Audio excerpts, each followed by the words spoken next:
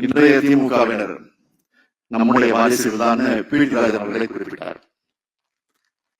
எனவே நான் அழுத்தம் திருத்தமாக சொல்கிறேன், திராவிட முன்னேற்ற கழகத்தின் ஆட்சி என்பது நீதி கட்சியினுடைய தொடர்ச்சியான ஆட்சிதான்.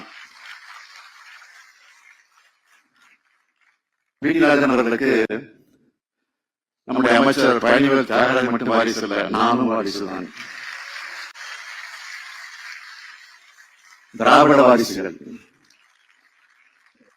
இருக்கிறவங்க திராவிட வாரிசுகள்.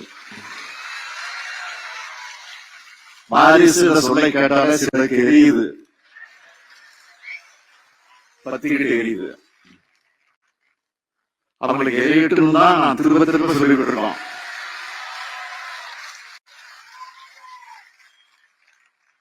இன்னைக்கு எப்படி திராவிடத்தை ஒழிப்போம்னு சில கைக்கூலிகள் பேசிக்கிட்டு இருக்காங்களோ, அதே மாதிரி பீடிராஜன் காலத்திலையும் நீதி கட்சியை குழி தோண்டி பாதாளத்தில் புதைச்சிடுவேன்னு ஒரு தலைவர் சொன்னார்.